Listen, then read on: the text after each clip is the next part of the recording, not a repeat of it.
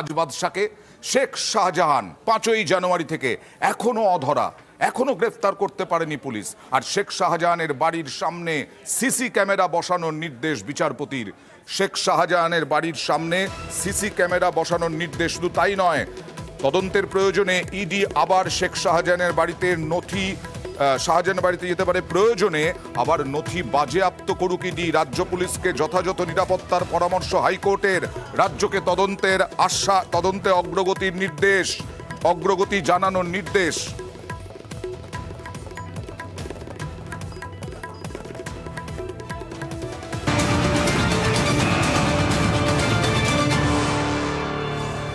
গতকালই আবেদন করেছিলেন, তিনি কিছু বলতে চান হাইকোর্টে। শেখ শাহজাহান বেতাজ বাদশাহ, তাকে ধরতে পারেনি পুলিশ, কিন্তু তার আইনজীবী মারফত তিনি আবেদন করলেন। প্রশ্ন উঠল, আত্মসমর্পণ করছেন না কেন? বিচারপতি তোপের মুখে আইনজীবী।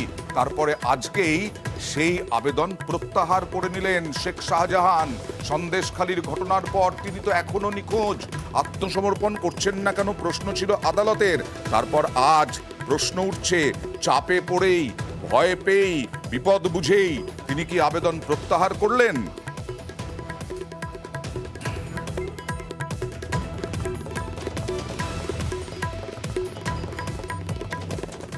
আমরা খবর